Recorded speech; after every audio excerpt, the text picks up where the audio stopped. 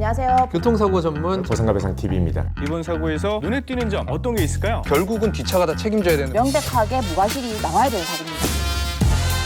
안녕하세요. 보상가배상 교통사고 전문 변호사 장슬기입니다. 자, 오늘 영상에서는 간병인을 안 썼는데 개호비를 청구할 수 있나요? 라는 질문에 대해서 얘기해 보려 하는데요. 자, 일단 개호라는 단어 자체가 생소하신 분들도 많을 거예요. 개호라는 말은 그대로 풀이하면은 옆에서 돌보아 준다라는 뜻이거든요. 우리가 아는 뜻으로 쉽게 말하면 간병이라고 할 수 있죠. 근데 법원에서 인정하는 개호는 단순한 그런 간병을 의미하는 게 아니에요. 뭐 우리가 가족 중에 누가 아파서 병원 갈 때 뭐 부축해 준다든지 뭐 밥을 혼자서 해 먹을 정도는 안 되니까 음식을 해다 준다든지 이런 의미의 간병은 법원에서 인정하는 개호 환자에 해당하지가 않아요. 법원에서 칭하는 개호 환자는 뭐 식물인간, 상하지 마비 환자 또는 정신적인 문제로 인해서 반드시 보호자가 필요한 상황에 놓여 있는 환자들을 말하거든요. 이건 간호랑 또 좀 차이가 있는데요. 간호는 의학적인 문제로 인해서 간호사가 해야 될 그런 의료 처치를 말하는 거고요. 간병, 즉 개호는 환자 본인이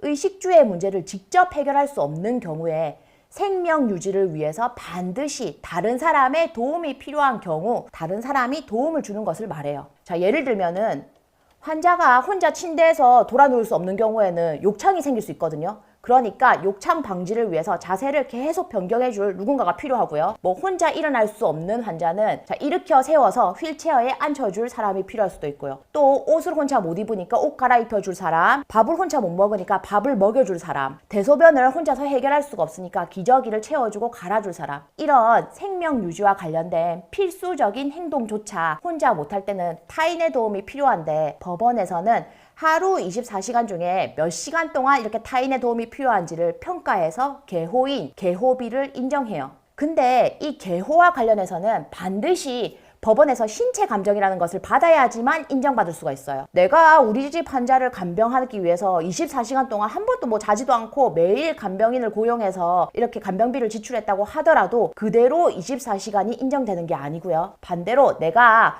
간병인을 고용하지는 않아서 돈은 안 지출했지만 가족이 계속 옆에서 돌봤다고 하더라도 간병비는 인정되는 거죠. 그 간병비가 인정되는 기준이 바로 신체 감정이거든요. 법원이 정하는 전문 의사가 환자를 직접 보고 이 환자의 정도 상태라면은 하루에 최소 몇 시간 정도는 간병인이 반드시 필요하다라는 소견을 해줘요. 그리고 이 환자는 앞으로 몇 년을 더 살 수 있겠다라는 그런 여명기간도 정해주거든요. 교통사고로 다쳐서 마비가 있거나 뇌손상이 있는 경우에는 건강한 사람보다 여명이 단축될 수밖에 없잖아요. 그래서 신체 감정을 할 때 의사는 여명기간이랑 개호인이 얼마나 필요한지 그런 것까지 다 답변을 해줘요. 자, 근데 법원에서는 이런 신체 감정 결과를 그대로 인정해주냐? 전부 다 인정해주는 경우도 있고 인정해주지 않는 경우도 있어요. 그렇기 때문에 변호사는 그동안 환자가 어떻게 간병을 받아왔는지, 간병 정도가 어느 정도였는지, 환자 상태가 어떤지 등을 상세하게 나열해서 최대한 감정의사가 소견해준 그 간병 시간을 그대로 판결받을 수 있도록 증거랑 서면을 제출해야 되는 거고요. 자, 여기서 어떤 변호사를 선택하는지가 중요하다는 거죠.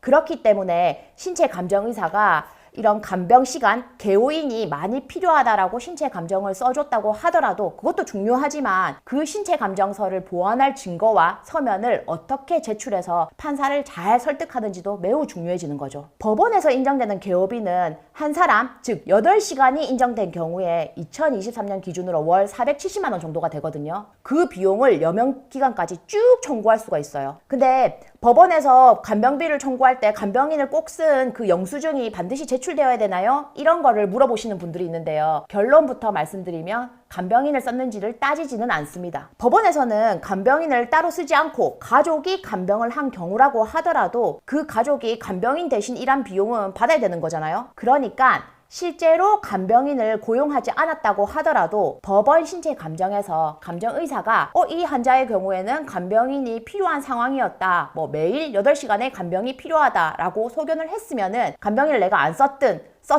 상관없이 월 470만 원 정도의 손해액이 인정된다는 거죠. 또 간병인은 병원에 있을 때만 인정되는 건가요? 라고 생각하시는 분들이 있어요. 근데 퇴원하고 나서 집에 있을 경우에도 쭉 여명까지는 간병비가 인정이 됩니다. 다만 중환자실에 입원해 있던 기간은 제외돼요. 왜냐하면은 실제로 중환자실에서는 간호사, 의료진이 계속 상주하기 때문에 간병이 따로 필요가 없거든요. 그래서 그 기간만큼은 빼고 간병비를 계속해서 청구할 수 있다고 생각하시면 됩니다. 근데 보험사에서는 간병비를 실제로 지출하지 않은 경우에 간병 비용을 인정해주지 않는다라고 얘기하거나 마비 환자라서 뭐 8시간, 16시간의 간병이 필요한데도 4시간의 간병으로 충분하다 이런 주장을 하면서 낮은 금액으로 합의를 하자고 할 거란 말이죠. 그렇기 때문에 개호 환자의 경우에는 절대로 보험사와 합의하시면 안 됩니다. 반드시 소송으로 가야 할 사건들이 몇 종류 있지만 저는 개호 환자의 경우에는 절대로 그냥 합의로 끝내시면 안 된다고 생각하고요. 반드시 소송을 가셔야 돼요. 혹시 이 영상을 보시고 이와 관련해서 궁금한 점이 있으신 분들은 언제든지 보상과 배상으로 편하게 문의 주시면 답변 드리도록 하겠습니다. 오늘 영상도 끝까지 봐주셔서 감사드립니다. 다음 영상에서는 더욱더 유익한 주제로 또 찾아뵙겠습니다.